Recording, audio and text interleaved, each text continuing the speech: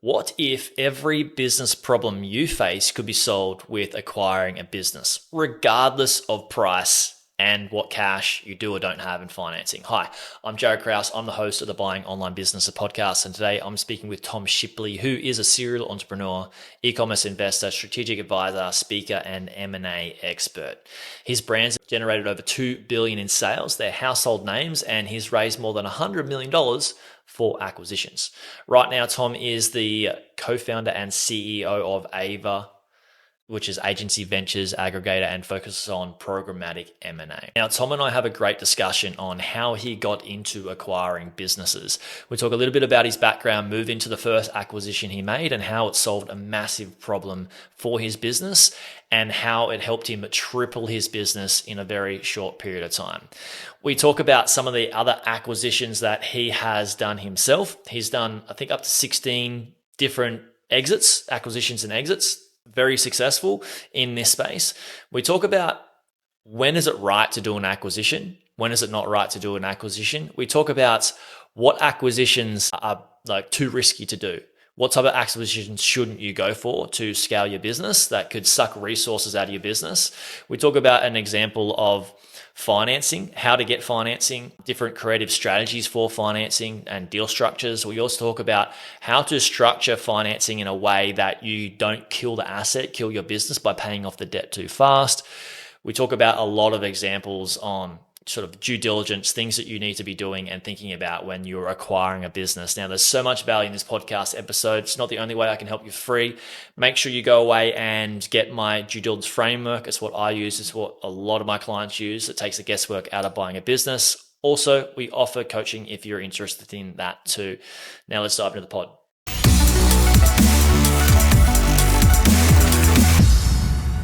Tom, hello and welcome to the Buying Online Business podcast. Thank you for your time. Absolutely. Excited to be here. Straight up, I think it'd be worth us doing a quick, short review of what you did before getting into tech acquisitions and why you got into it. So what sort of work were you doing before you got into M&A?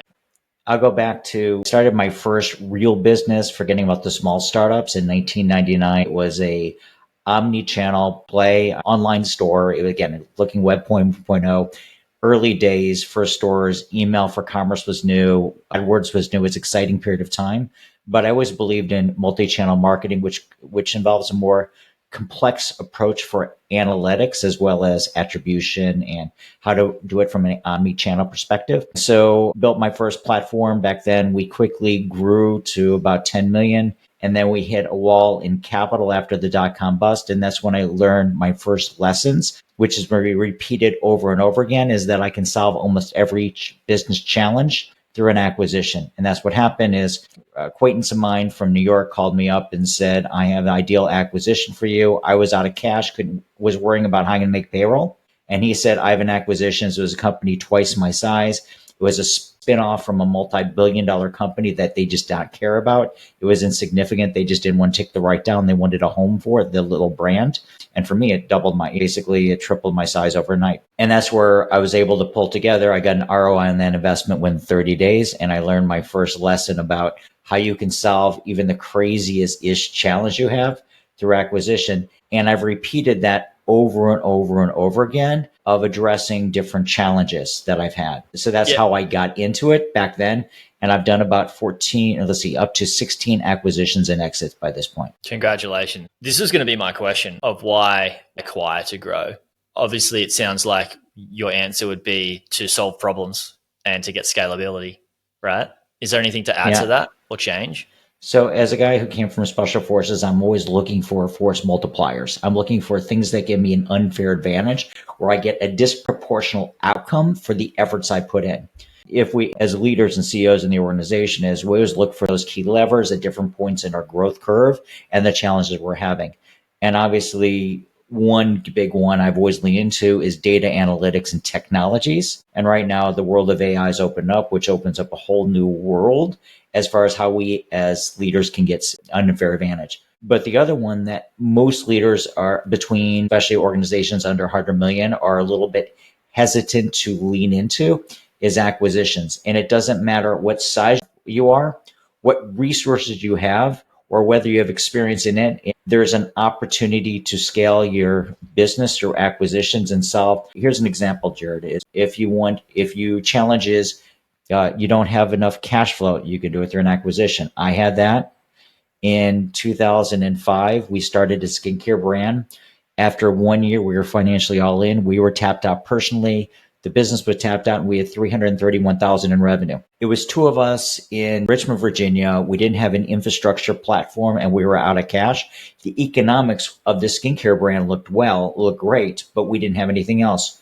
So I go back to my first playbook and lesson I learned. What do you do when you run out of cash? You buy a business. I bought a $15 million business doing $1.5 million EBITDA, but this was different. It not only had cash flow of $1.5 million a year, it also came with a great tech stack. So it solved our technology problem. It came with a highly trained staff. It came with fulfillment, customer service, accounting, everything we needed. You put my little brand on top of this, and within 3 years, we did 100 million in revenue. We did over $1 billion on that first brand, hydroxytone. Now, that acquisition solved. Remember, we had no resources at that time, and I done one accidental acquisition. So again, you can understanding the different levers, whether you need to solve channel problems, channel expansion problems, capabilities, acqui-hire, it's a key lever for growth. It really opens up so many opportunities. It just provides you so many more resources to be able to do things that you need to do, right? So people are listening that don't get it. They're like, well, hang on a second, Tom. You're at 331K. You bought this business as 1.5 million rev a year. No, 15 million revenue a year, 1.5 million in cash flow. 15 million in revenue. So 15 mil rev a year, 1.5 mil cash. How does a $331,000 revenue per year business acquire this? It's a great question. When you acquire a business, and especially if it's a large one, most of the due diligence that whoever a lender, and I did this primarily through debt, a sophisticated lender, what they look at is the business that they're underwriting. What they underwrote was not my little startup that did $300,000 a year. What they underwrote was we're buying a healthy, growing business that was growing consistently. And then my partner's pedigree is pretty strong. So they look at two smart entrepreneurs are buying a business with cash flow. So they underwrote it. And for them, they were underwriting, which means they put their assumptions when they looked at this that we're buying it for under 2 times revenue. What does that mean is they're willing to lend us 2 times the annual cash flow. For them, it was a lower risk than most investments they were doing out there. And they bet right, they got a significant return on their investment. For the lender. For the lender. Yeah. And so are you able to talk about the price of the acquisition and absolutely, that as well? Absolutely. Yeah. Now, back then it was 2005, and say a less sophisticated market as far as M&A, the data is out there. But we bought the business for about 2.8 times EBITDA or profit or cash flow is what we bought it for. We bought 85% of it in cash, 15% they rolled over. Rolled over meaning they said that we allowed them to keep the equivalent of 15% in the parent company. And then 3 years later, we bought out their 15% for as much money as we paid them, the 2.6 million that we paid them for the original acquisition, because we scaled the business so fast, and that's what much their equity was worth when we bought them out all the way. Congratulations. And when you say cash, do you, just for people listening, they're like, oh, hang on, he said he didn't have much cash. You mean the cash through finance, right? That's correct, through financing. Yeah. Let me break this down a little bit. I've done a number of acquisitions where there was primarily seller financing. When I do a deal structure, and I want to be careful not going into too much geeking out here because I love deal structures and there's so much creativity you can do. If you like, yeah.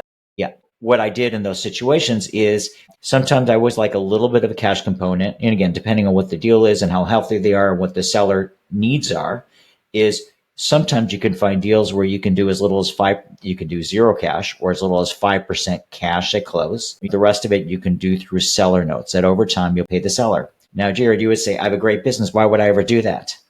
Well, let me give you an example. You've been running an advertising agency for 20 or 25 years. Okay. Yeah. Your team can't take it over. You want to retire. You want a path to get out of here. So what you're looking for is you're looking for a great home for your team. You're looking for a great home for your clients. And therefore, you're looking for the opportunity. And since you've taken enough cash off the table, you having recurring monthly payments where you don't have within a year out, and you don't have to work and you get these monthly payments, it's a great deal for you. And you can go on, whether it's starting your next business. And sometimes people just burn out. They're just ready to move on.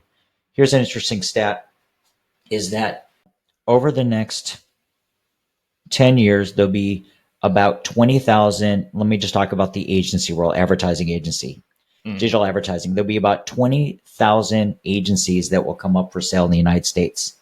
80% of those that come up for market will never sell. The process will fail and most of those will close. Imagine this opportunity because you got this silver tsunami of just people that are retiring. They're hitting the age. I've been doing this. And at a certain point, you say enough is enough. Now, this goes across all spectrums of this. And that's really the opportunity that's out there. And whenever I was talking to a seller, I always start with, why are you doing this? Why are you selling? Yeah. I want to make sure that I have a motivated seller. Otherwise, there's no point. It's also such an amazing question to ask because then it helps you understand how you can go into a deal structure that is a win for them and a win for you as well. Like just setting intentions from the start. And there's also the advantages that being paid out every month. Obviously, running an agency it's time consuming. It can be mentally taxing and draining when you've been doing it for 10 years, let alone 20 to 25 years. Who wouldn't want to take some money off the table and retire? And being paid out at a monthly wage, well, you're basically getting a salary which has massive tax advantages than just one big lump sum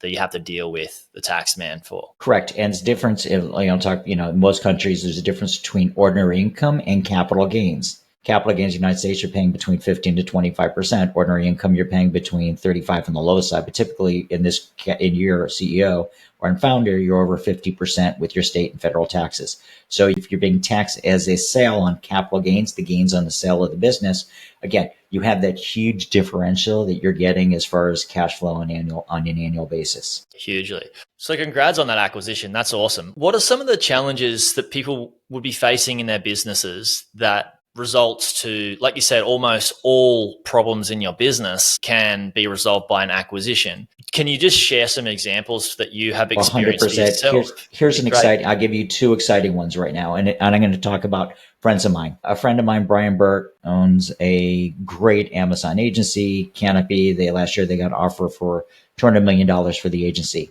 When he started the agency, Brian is brilliant in sales, at marketing, and business development. He's brilliant. He built a pristine brand around this, but when he launched this, his delivery was okay. It wasn't great, but he charged premium prices. He needed a great operator in the business. So he found the best agency out in the marketplace. They were small and they were boutique, and they were challenged at doing any sales and marketing, so they could barely make payroll and they could barely cover their overhead. And Brian came in and said, I'll tell you what, I'm going to give everyone a significant increase in payroll, including the CEO, who was brilliant. They had 1,600 pages of SOPs in the Amazon world. He said, and I'll make you CEO, bring you my business, and therefore you won't have the headaches. You get to do what you enjoy most, and I'll give you a little piece of equity in the parent company. And therefore, no cash he was able to acquire, and he was able to solve his delivery problem like this and become premium brand, premium prices, premium top operations. So that's one example. Another example is I'm working right now with supporting another friend of mine who has a golf product business, and they are generating a meaningful amount of revenue through media publishers where they just get newsletters for golf enthusiasts. And right now, what they're doing is they're addressing some of their inconsistent revenue challenges, even though they're growing fast right now, but they're actually going out and buying the newsletters, the publishers themselves who have a million subscribers on their newsletters, and they're actually buying the traffic source so they control their destiny in the future. So again, that's just another example. So originally I talked about, for me, it was cash flow and tech infrastructure that I was solving for, and also was a great acqui-hire, if you can look at it that way. Brian is an acqui-hire, and this third one is a media bucket, just to understand what the options are. And so if let's say you have, I'm going to give two different examples. Let's say you have an advertising agency and you are great at Google and YouTube. Most of your customers also want you to give more of a full service and at least cover Meta. You can buy a Facebook, Instagram, you can buy a Meta agency, and therefore you can do full service. Otherwise, you are investing in hiring and a lot of risk in building yourself versus you can buy something pristine and then integrate that together. Yeah, it's the difference. So I love that example. Thank you. This is the difference between businesses that either have a marketing budget or don't have a marketing budget. But let's just say you do have a marketing budget and you want to go to full stack. You're doing Google ads, YouTube ads, maybe you're doing LinkedIn ads. So you're just not covering Meta. Most of your clients want it, like you mentioned. And you've got a budget that you can go, all right, let's hire a team. Let's create some campaigns to get people to start working with us doing meta ads. Basically, what you're doing is you're building another part of the business, which is another channel. And that's basically like a startup. And 90% of startups fail. And so you've got all of these resources pouring into it without knowing what sort of ROI you're going to get back yet versus just acquiring that and bolting it on, right? Correct. So whenever I'm looking at it, the question is, what are you trying to solve? And will give you that unfair advantage in growing your business? So if it's a channel expansion, and one could be is I own an agency and I want to offer different services and I can cross sell and upsell and I give better service to my client, then it's an obvious solution for me from that perspective. But let me also talk about if I own a brand. Okay. If I'm a brand, I'm marketing different products. One is I can start every product from scratch, which means that I'm taking risk from an inventory, from a marketing, or I can go out there and buy my next acquire product. I can leverage debt to do that acquisition, like I did with Urban Nutrition.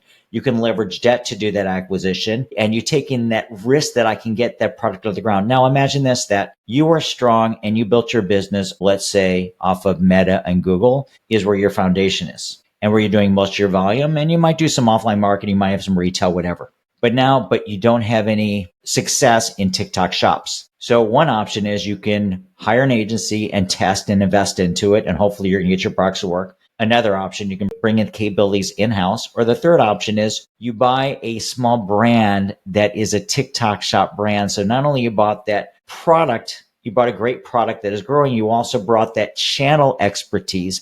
And now you can leverage that platform across the rest of your business. Right. So we have to think open mind about what is one and one make five. Yeah. So you're buying the product, which all the R&D has been done, getting product market fit. And then you're going away and you're using the team that already has SOPs that work to sell that product that would be able to use to sell the rest of your products, which is why you get those sort of 5x returns, right? Correct. What are the risks? Where do people get this wrong? Okay. I'll start with this is that where people don't spend most of their time is in the integration planning and in integration. And so I start with the end of mine is, as far as I have a buy box and what the criteria is that I'm looking for that addresses my issue. And I try to buy flexibly within that buy box. One of the key criteria is culture. Because you'd be very careful about buying an organization, if that's what you're doing from buying a team or you're doing an acqui-hire, and it's a massive culture clash with your own, because then there's a lot of risk. And I'm always looking to how do I reduce risk? The integration planning, you should have some hypothesis on how this integrates with your business before you give out a term sheet or a letter of intent. Yeah. However, the minute the letter of intent is signed, you and your team are not only doing due diligence, understanding what are the risk factors in the business, you and your team are also starting to build that integration playbook. So what happens on day one? Because if you start your integration when you're signing your final documents and your integration planning is you're putting a mass amount of risk in place. The other thing is be very careful about opportunistic deals. And I'll share this with you is that there are companies out there that are really good at doing turnarounds. I don't like turnarounds. You think you know what's wrong with the business and it's a turnaround situation. It's kind of like an iceberg. You only see the tip of it. There is so much more there. So you're putting your organization at significant risk. And I'll say that I've been burned by a deal. I had a no risk deal. I bought an agency that I thought I was saving them from going out of business and saving their team from payroll. They had great sales and development. They are not great in operation. I said, we can solve that issue. And we bought it. And the terms I bought it for was a non-cash deal. And if it worked out 6 months later, I put it into its own unique LLC, its own SPV or special purpose vehicle to minimize risk.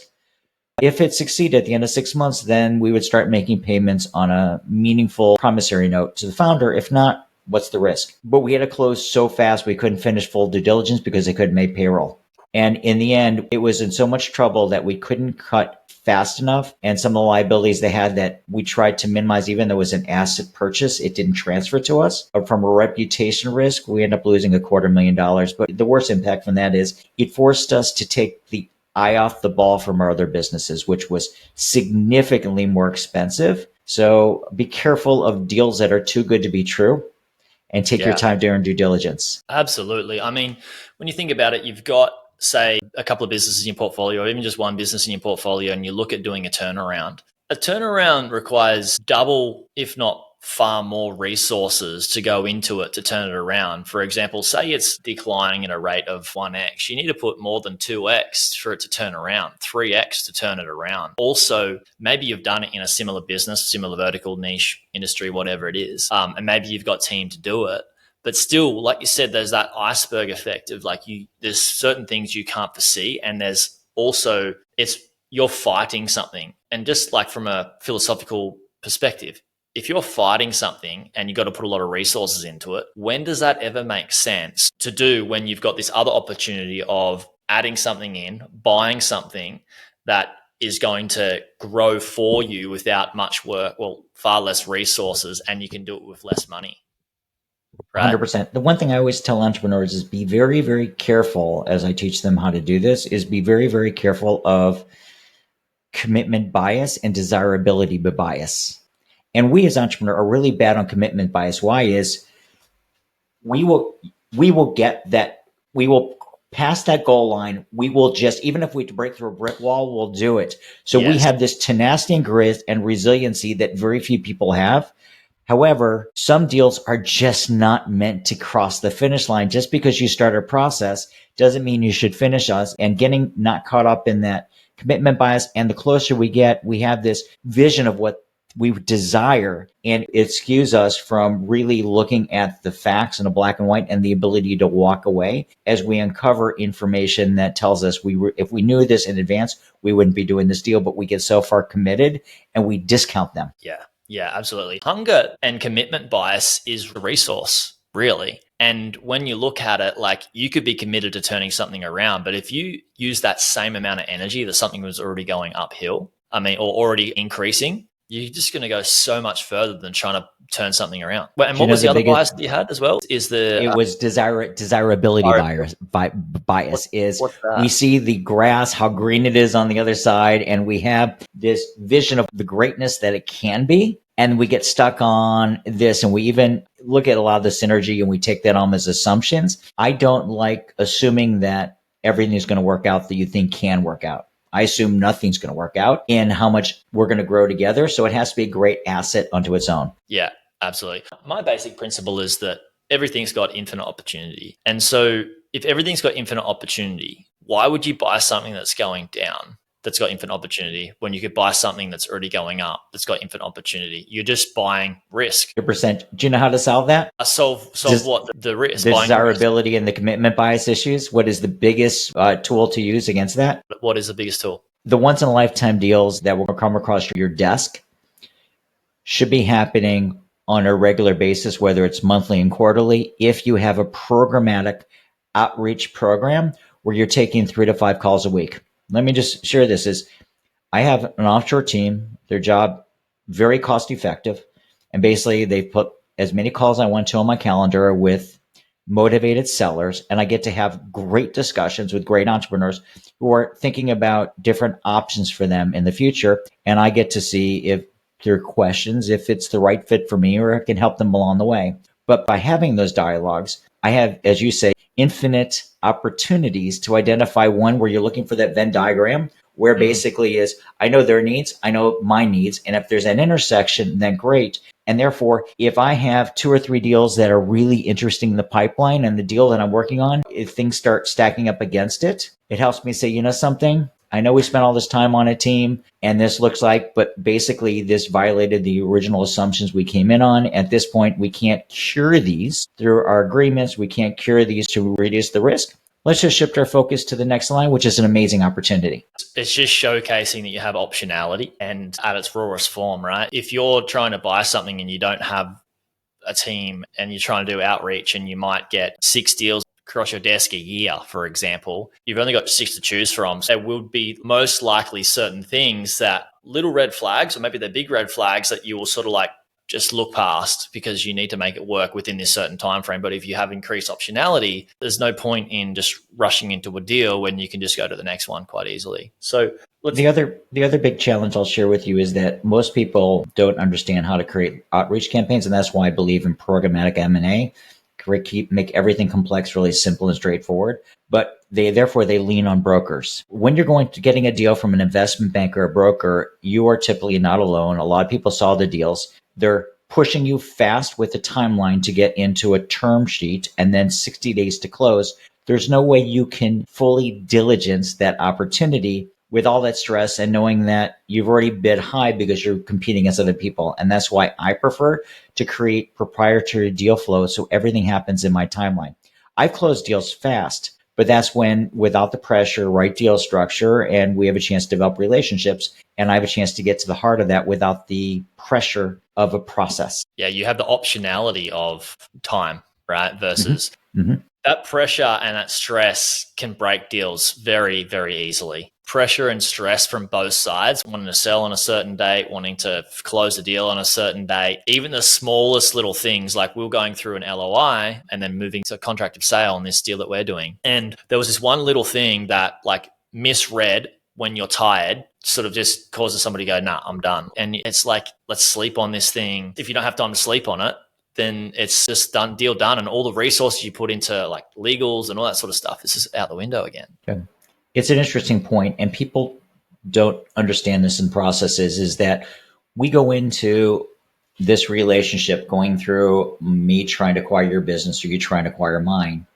And we're going with hopefully good intent and open-minded, but then we both have advisors. The advisors their job is to point out everything. And most advisors will point the things they find out as being a nefarious act where there is ill will and there is intent to screw you from the other side. And because of communications breaks most deals. So what I tell, whether it's a buyer or seller that I'm working with on the other side, I always say that, understand this, we negotiate business terms. Our accountants and our lawyers do not, and our tax attorneys do not. We renegotiate the business deal. And I promise you this, something will come up in a contract or an email that you will say, oh my God, they're coming after me. This is turning out so negative. And what I'm going to tell you is that assume positive intent in the process. I'll assume it from you. You assume it from me. And I'm going to blame your attorney or my attorney on the miscommunication. You have my cell phone number. Text me, call me at any time of night. And I don't want you going to sleep thinking about what is Tom thinking? What is Tom doing?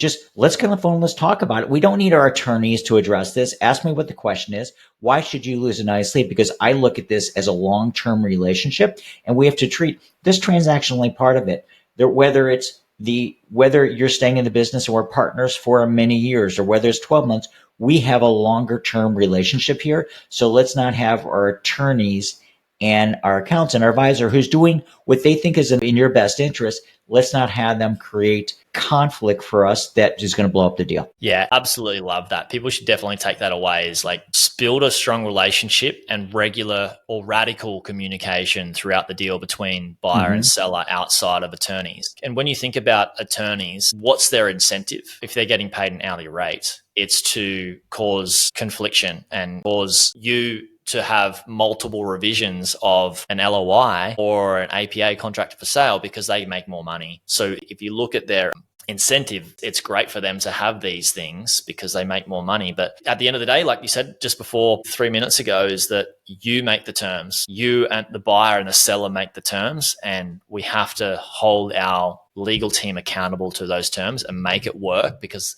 that's the only thing that's going to make the deal work. You know, what's really interesting is that a lot of deals blow up because the professionals that we put are on the table. That's why I use a M&A firm that are deal makers and not deal breakers. And my attorney does 100 transactions a year. So, and her whole thing is, let's how we reduce the friction and just get it done fast, because she has another 99 deals to do. You have an attorney out there that might do 3 or 4 deals a year. And this is where my attorney goes up, and it's interesting. I've had situations where the attorney on their side says, this is not market and I can't advise my client to do this. And my attorney will say, how many deals have you done this year? Let me share with you 13 deals that I did this year, that this is what's going on in the marketplace. And it changes the dynamics of the situation, is when you have an expert on your side. Now, hopefully both sides have people that are very familiar and are deal makers, then things go very smoothly. Absolutely. That's what I said to the sellers. We're acquiring this business. I said, get a M&A attorney that understands e-commerce at this price point. So they're not going to cost you more money and time and a possible deal, your business loss. You might have to go then to a broker and then have to pay an extra fee. And it's just because of somebody that's incompetent, unfortunately. Now, I want to talk about funds, raising funds. You've mentioned before, there's a lot of time you might not need to raise funds. What are some of those examples? And then when you do need to raise funds, what are some of the things that you do? 100%. Okay. So, and I'm always running pro forma on the deal. Whatever way I structure the funding, I need to make sure that I can cash flow the payments and minimizing risk on the payments, such as you got to expect that something's going to go wrong at some point, and therefore you need to have terms and conditions that help address those issues on those shortage of cash flows that helps you balance it out, whether you're getting it from a lender or whether you're doing seller notes. So I'll start with the opportunity from a seller note perspective is it's what I like to do with the seller note is I like to create guaranteed cash deals. Now, again, guaranteed cash does not mean cash at close. It means it's guaranteed cash. And then I might break the guaranteed cash into two different components. The percent of cash I'm paying at close, and then what I'm guaranteeing through the payments. And the guaranteed payments can be over 3 years or 5 years. Typically in the United States, you have to minimum interest rate of 5%, but that's what I do. It's a 5% annual interest rate that we're paying on that money over a period of time. What I also like to do, is that I like to do quarterly look backs to say that does something material change in this business where the cash flow is reduced? If so, I want to be able to reduce the payment so I don't kill the business and have to fire their team. And so I'll negotiate that we can, on a quarterly basis, we're going to do true up and we're going to adjust the monthly payments. Your cash is still guaranteed. You'll be always guaranteed the cash over the period of time. It just might take a little longer because you and I don't want to hurt your agency as I'm acquiring it. So that's the way. Yeah. And so Don't kill the asset just to pay off the debt as soon as possible. Yeah. Correct. So again, I want to make sure that we're aligned from that perspective. That's seller financing. Most of the time, I have also situations where I like the owners to have the big opportunity is the next bite out of the apple. So have them roll over equity for 30%. Typically, it's 30% on average, what I like to see them roll over. So I'll pay 70% guaranteed cash, remembering the guaranteed cash is part of its cash at close. And the other part of that is the seller payments. The rollover equity is that they will take the next bite out of the apple. So as we grow it, we increase the EBITDA and we sell this, they get a percent of the increase. And therefore, instead of me, when I bought the business for, let's say, 3.5 times or 4 times cash flow, suddenly between what they get on the first bite and the second bite, now they're at a 5 to 6 on average. I shared with you the example where the group I bought it from, I bought 85% of this 9-product e-com business, 15 million in revenue. Yeah. I bought it for 2.8. However, I bought 85%. The 15%, I gave them another check for 2.8 million. So altogether, their multiple was not 2.8. Their multiple ended up closer to a 5 on that deal. So it was great for them. And again, that's what your goal is, to increase the value of the asset you're buying and let them participate in the upside. Absolutely. It makes a deal, like if especially a seller is selling to a buyer that has already can showcase their portfolio and their expertise and showcase that as soon as we merge these businesses, we're going to win, which means you're going to win. And worst case scenario, it doesn't win, you're still going to get paid. Let's talk about funding for a second, sources of cash. Okay. I'm going to say the easiest cash for someone to bring into the easiest cash for and the quickest way someone can bring cash. If it's 1 to 2 times revenue is what you need to close a deal. There are a number of revenue advance companies that are out there. High interest rates. The interest rate will go between 25 to 50% on those revenue advance, and you want to make sure you pick the right group on that. But imagine this. Let's say you're paying 30%. 30% is egregious amount of interest you're paying on that. But if you're paying 5% cash and you pay 30% on 5% and you're paying 5% for 95%, what did that just average you down to? So about a 7%, not bad.